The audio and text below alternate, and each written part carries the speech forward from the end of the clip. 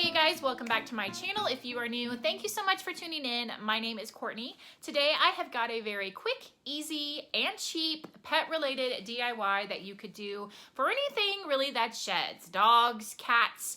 I made this sign with stuff from my garage because, as you guys know, I'm in the middle of a craft room renovation. Here is a picture of what my old craft room looks like right now. I can't find anything at the moment, and so I really wanted to get a DIY up this week, and this one was slated to be at the end of this month, but I was like, you know what, all the stuff's in the garage, I can whip this one out really quickly. So today I will show you how I did it. Now, if you don't have some of the supplies, I will tell you the 3 things that you need to pick up from Dollar Tree to make a sign just like this.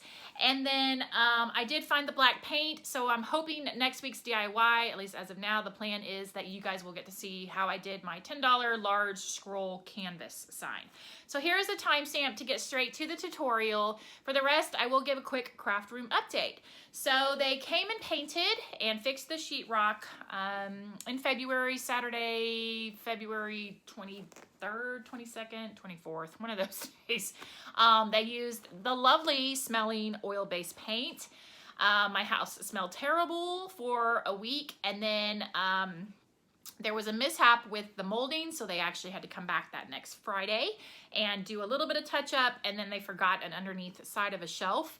So then the smell came back, and all I can say, honestly, is everything you could possibly do wrong or make a bad decision about as far as transitioning rooms, moving rooms, I've made every bad decision.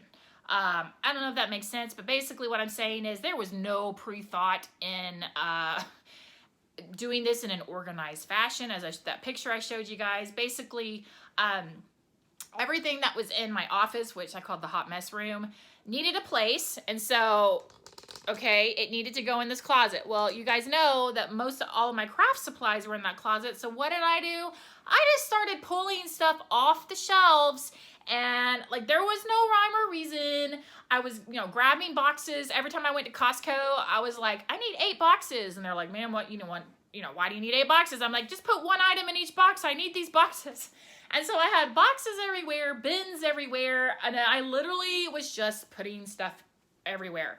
And so my problem is now, while they may kind of be in bins, some of the stuff has fallen out of the bins. I pick up a bin and there's like 18 different types of craft stuff in one bin instead of all the yarn being together or all the glue sticks being together. It's like 2 glue sticks here, a paint bottle, a paintbrush, my glue gun, just randomness like that. So that is where my problem lies right now, because I literally have to pick up a box, walk it downstairs, and then try to place. And then, of course, trying to figure out where to put everything. I know once I get moved into the space and then I actually get in there and start working, I'll have to shift stuff around and, the stuff I access more often and what have you. But I am currently overthinking everything, and at some point I know I'll be like, just whatever, and then I'll unpack it all, and then I'll just deal with it later. But that's my holdup as of now, is my lack of patience, once again, to just unpack this and do this in a little more organized fashion. I just decided to go the chaotic route. So, yeah, I'd say about 45% done as far as moving into that space. My goal is to have it finished by the Sunday of spring break. So not this week, but next Sunday, March, what is today? Today is the 5th. So not this Sunday, but next Sunday, whatever the date is for that Sunday. That's my goal, to have it finished. So yeah, there you go. That's my craft room update.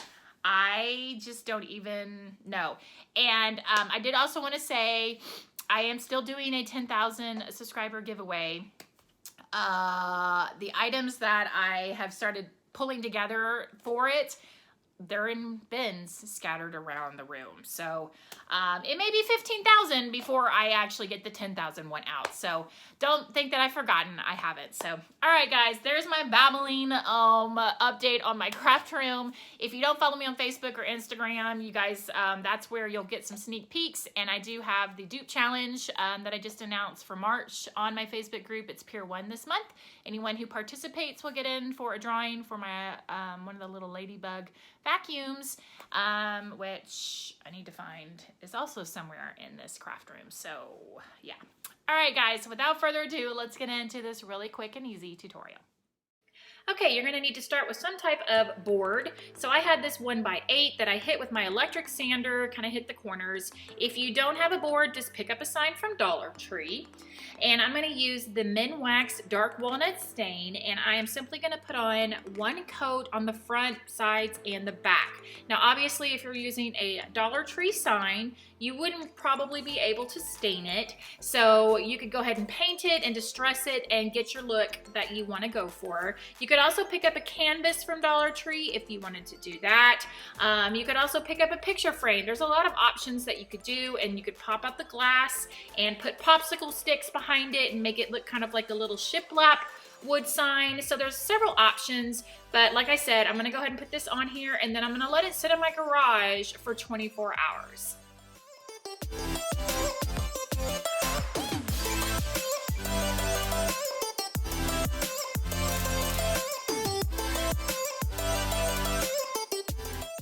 Now that my sign is dry, I'm gonna go ahead and make sure I know what side that I want to be the back. I'm gonna take one of these Sawtooth little hangers that I got from Hobby Lobby quite a while ago, and I'm simply just gonna eyeball this, push it in, and then hammer it into the back.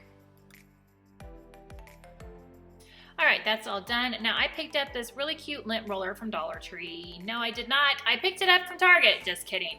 And I really liked it because it was pet themed, and they have several different ones in their dollar spot right now. So what I'm doing right now is just trying to figure out exactly where I want my lint roller to hang. You could put it on the side, you could have it down hanging from the bottom, and I'm just kind of laying out everything to make sure that I know exactly where to put my little silver screw-in hook. So once I know, I'm gonna make a little dent like that. This is the hook I'm using. I picked it up from Hobby Lobby. And pine, which is what I'm working with right now, is so soft, so you'll get to be Wonder Woman or Superman and literally just screw this in with your hand, easy peasy pie. And then once that's done, I can start working on putting my stencil down.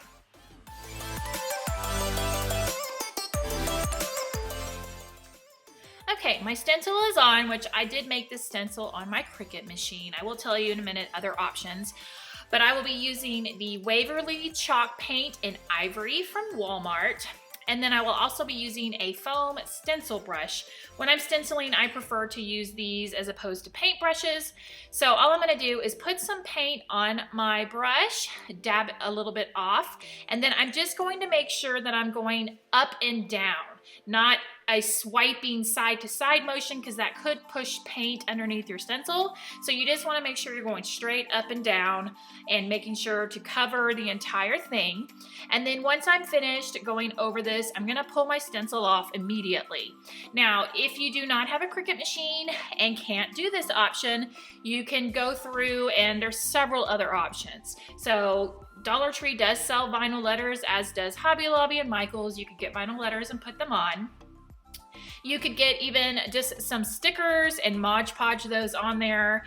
You could also do the old school, print it out on your computer and rub chalk or a pencil on the back and then trace it onto your sign, and then of course hand paint it or use a paint pen. And then you could also just get regular stencils from Hobby Lobby or Dollar Tree or Michaels and just stencil your letters. The main thing is, as soon as you're done painting it, especially if you're using stencils, that you pull it right off so that you don't end up cracking the paint and spilling it. So as soon as I'm done covering this up, I'll go ahead and pull my stencil off.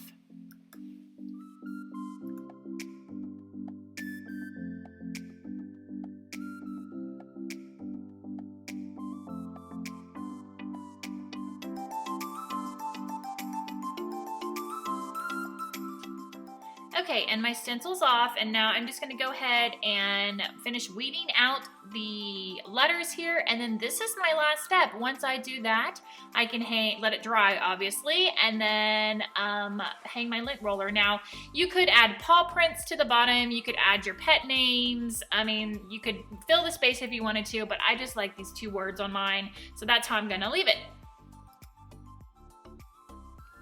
All right, and I quickly wanted to show you this other one. It's a little bit different. The word because is in a different font, and I made the word dogs bigger. But this is a great gift for someone, a housewarming gift, or for a friend, even if you don't have pets, or if you do, it's a great gift for yourself. So there you go, guys. I hope you really liked this video. Thank you so much for watching. I really, really appreciate it. I hope you're having a great day. Until next time, I'll see you later. Stay tuned for some DIY shoutouts.